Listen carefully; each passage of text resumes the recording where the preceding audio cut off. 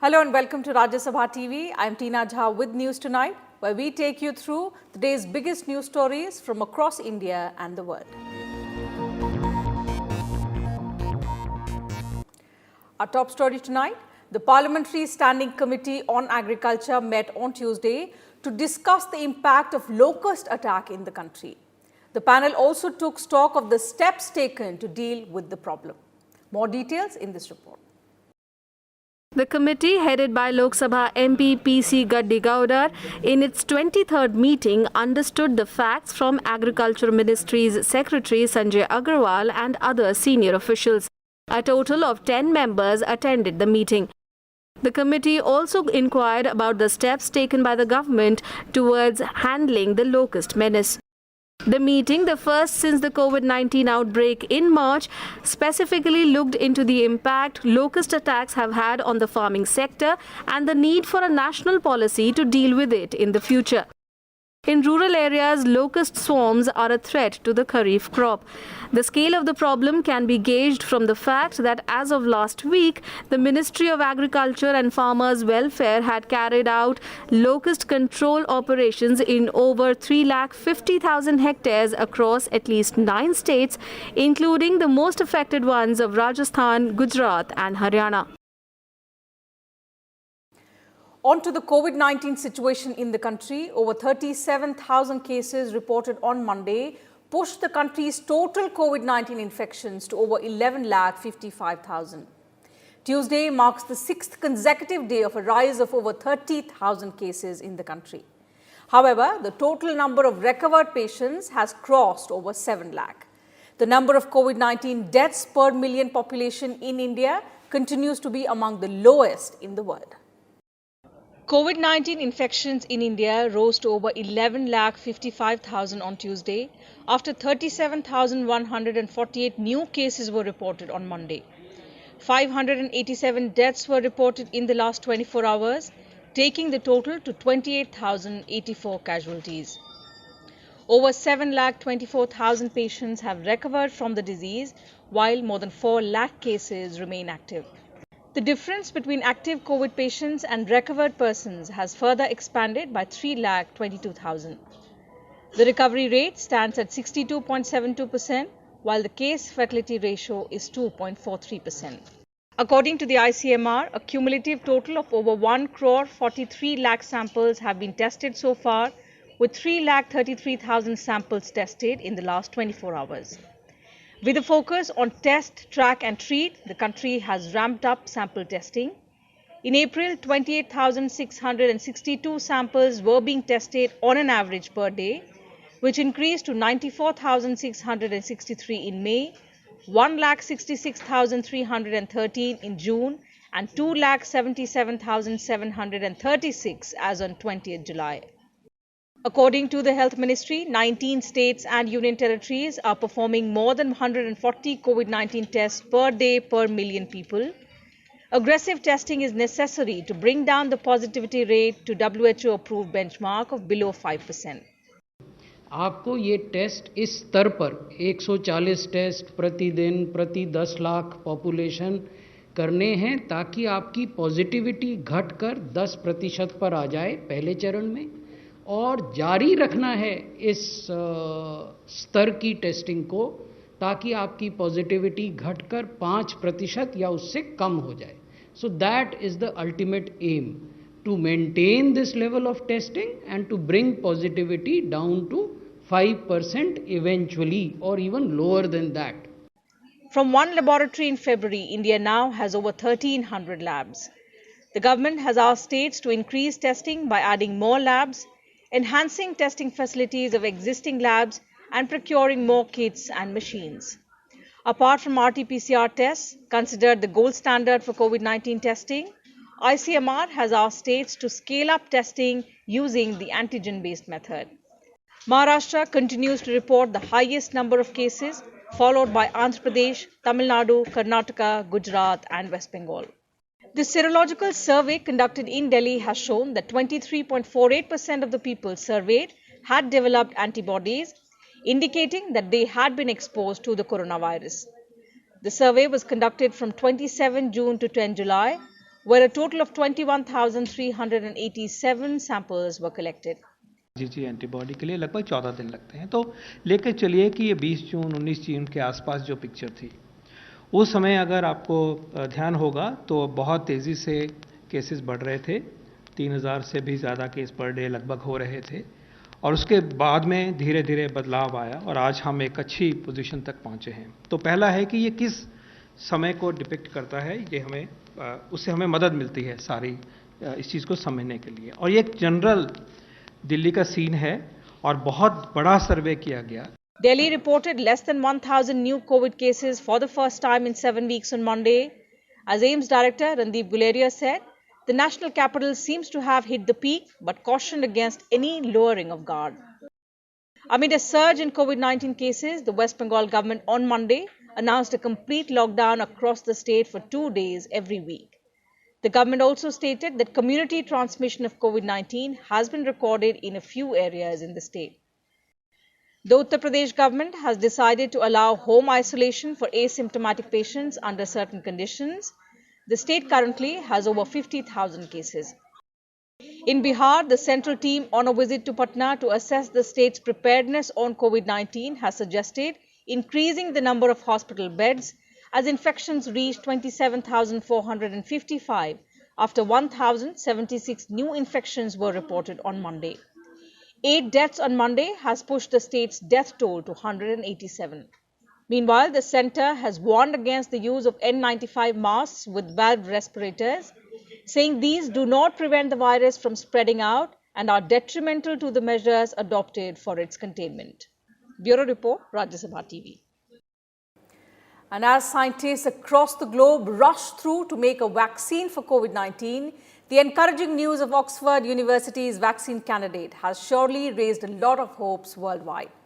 The early results published in the medical journal The Lancet on Monday asserted the fact that the Oxford vaccine is safe and fit for usage. Raising hopes for a preventive cure for coronavirus, the human trial of the COVID-19 vaccine candidate developed by the University of Oxford has shown a positive result. A report about its findings published in British medical journal The Lancet on Monday stated that the vaccine appears safe and triggers an immune response. Trials involving 1,077 people showed the injection led to them making antibodies and T cells that can fight coronavirus.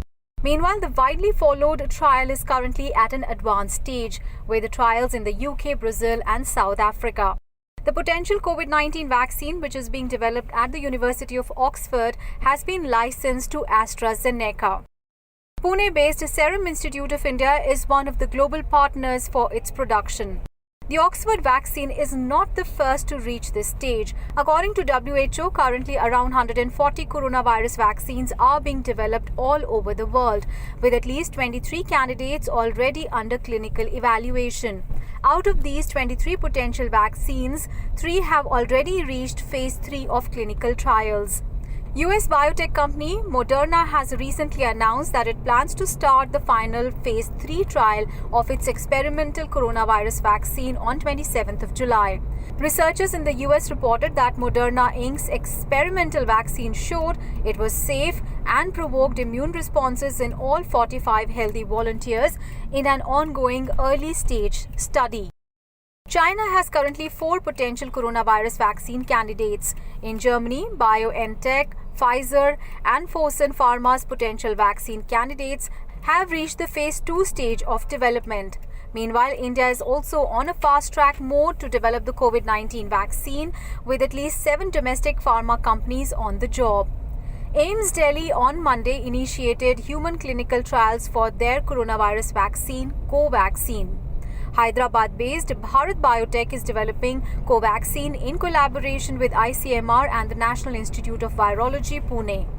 The DCGI recently also permitted pharma giant Zydus Cadila to conduct phase 1 and 2 clinical trials for a COVID-19 vaccine.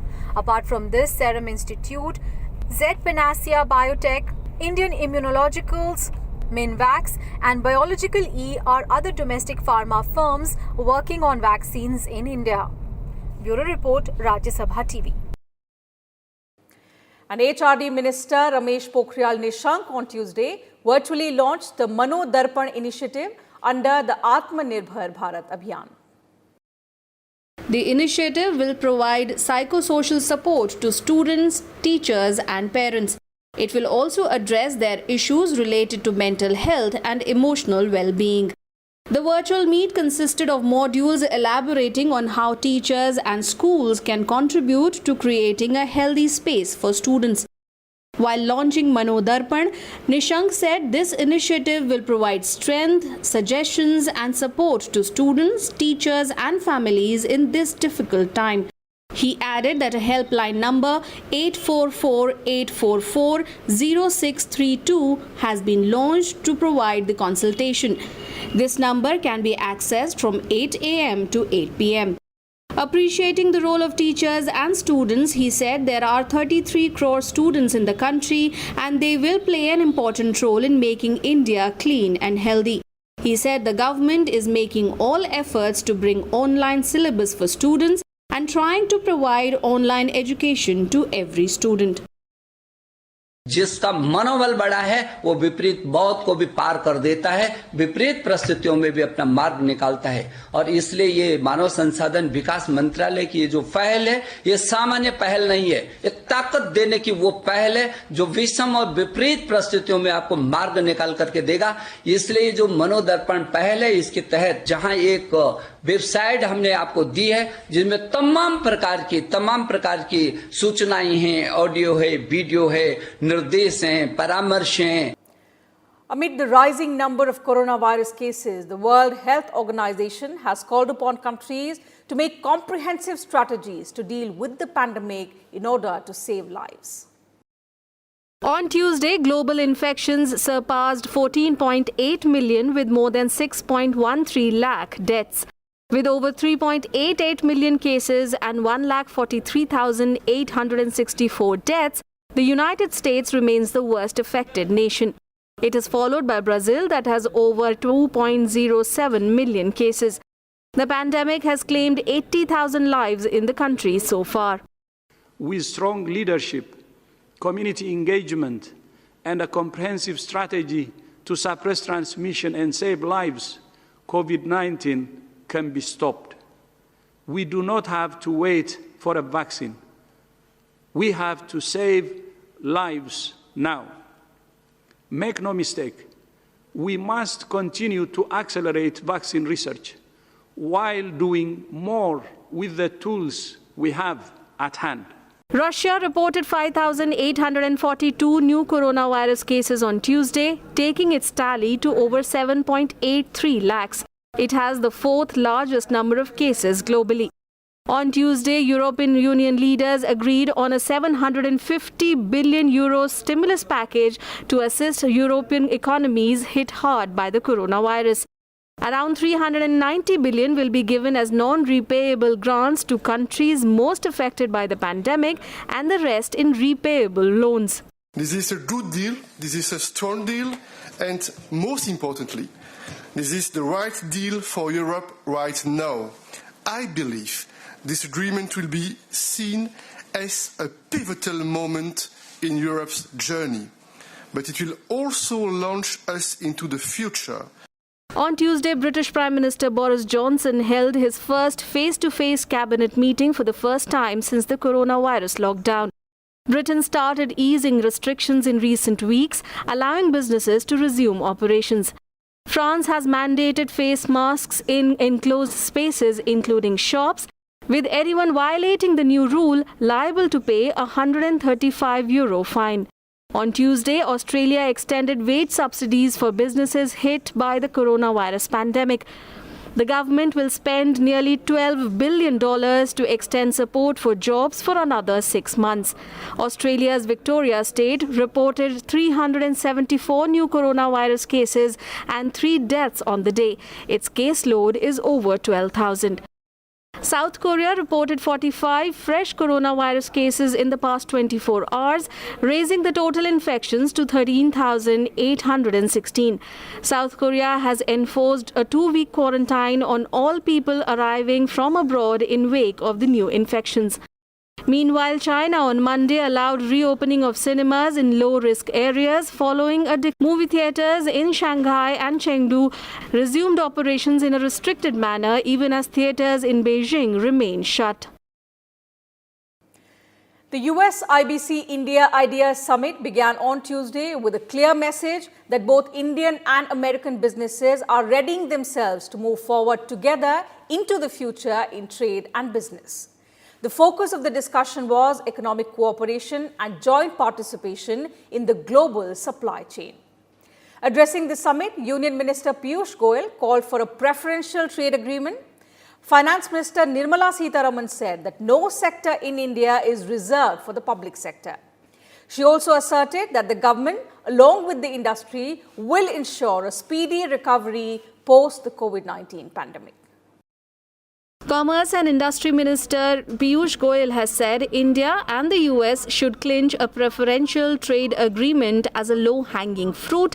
Addressing day one of the summit, Goyal said the goal is a free trade agreement between the two countries, but since it could take longer, both countries should decide at least 50 or so areas and move ahead in a partial trade deal.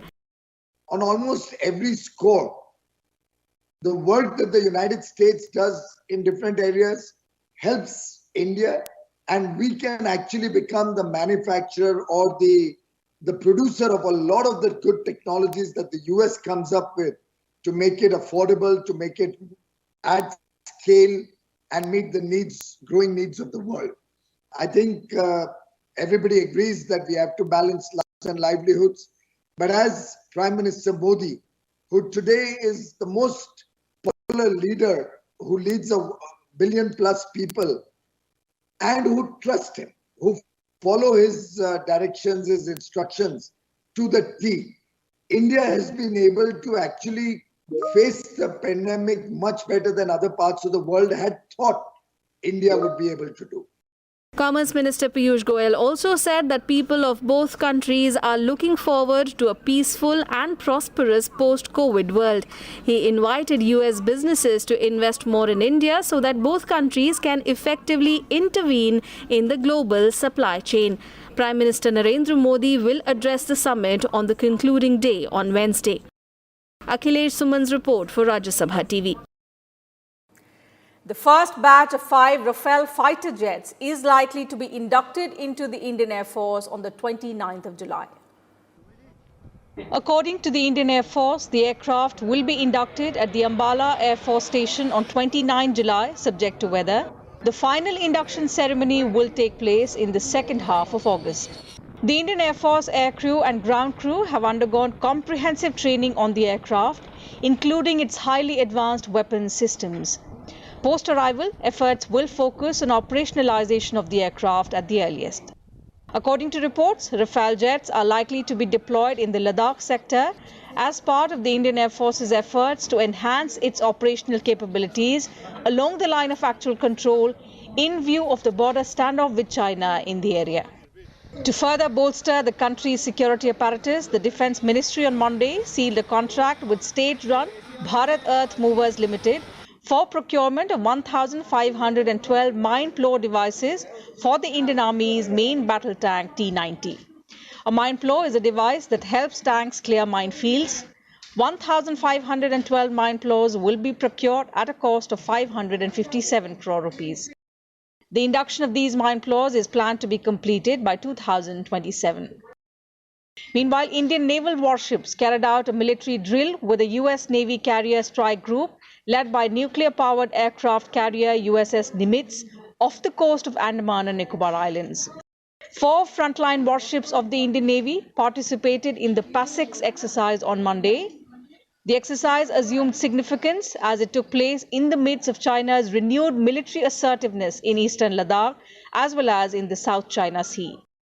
India had carried out similar exercises with the Japanese Navy last month. In the wake of the bitter standoff with China, the Indian Navy has increased its surveillance missions and beefed up operational deployment in the Indian Ocean region.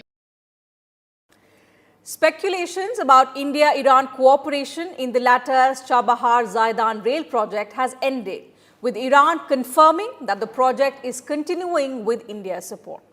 Iran says it is now in the process of identifying its nodal company to cooperate with India's railways construction giant IRCON. Iran has denied reports that it has dropped India from the Chabahar rail project. This was clarified and conveyed to India on Monday by Iran's head of railways and Deputy Minister of Roads Saeed Rasool. To clear the air on the Chabahar-Zaidan railways, the Iranian minister invited Indian ambassador to Iran. In an hour-long talk between the two dignitaries, Iran clarified that vested interests were propagating false reports on the Chabahar-Zaidan railway project. The External Affairs Ministry had also refuted reports of termination of deal with Iran on the railways project. There has been significant progress on the port project. An Indian company has been operating the project since 2018 and has steadily scaled up the traffic at the port. Since December 2018, 82 vessels have been handled there, including 52 in the last 12 months alone. The port has handled 12 lakh tons of bulk cargo and 8,200 containers. Proactive measures are currently underway to increase the usage of Chabahar port both for Afghanistan and Central Asia.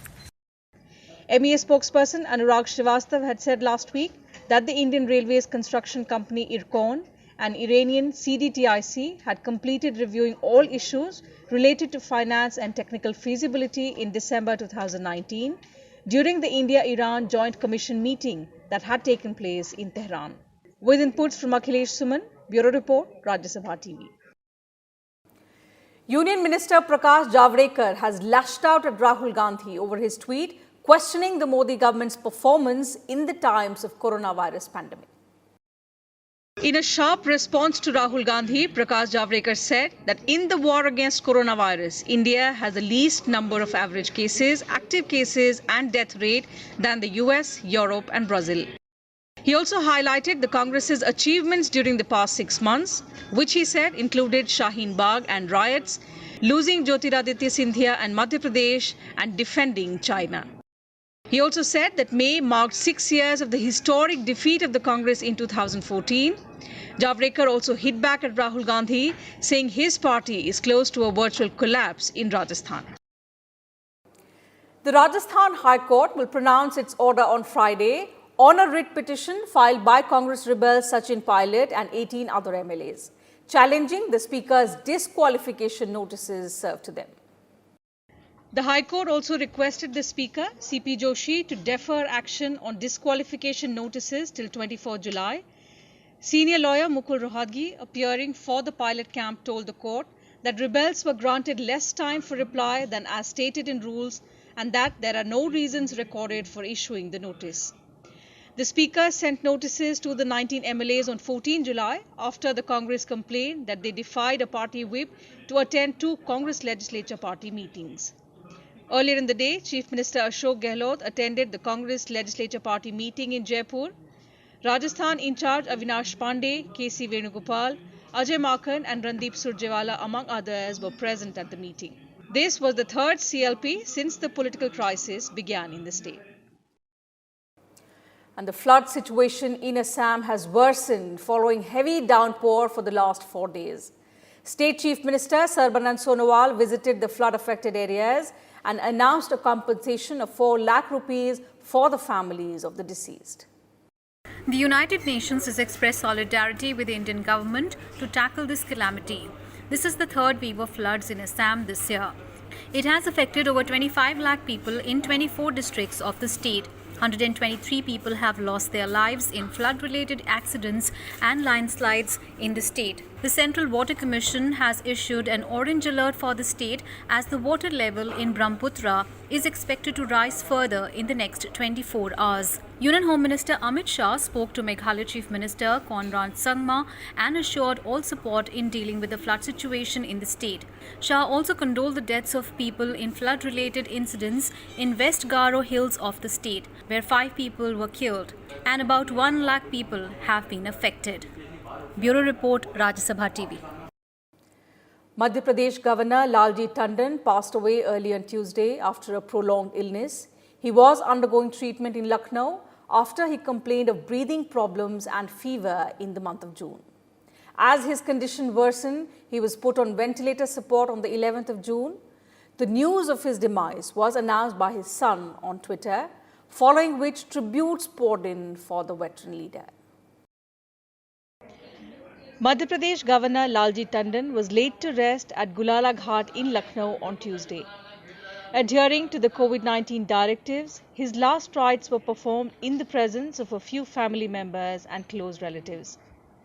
A veteran political figure in Uttar Pradesh, Lalit Tandon, had been unwell for over a month. He died early on Tuesday following a cardiac arrest. Condoling his demise, President Ramnath Kovind said the country has lost a legendary leader who combined the cultural sophistication of Lucknow and the acumen of a national stalwart.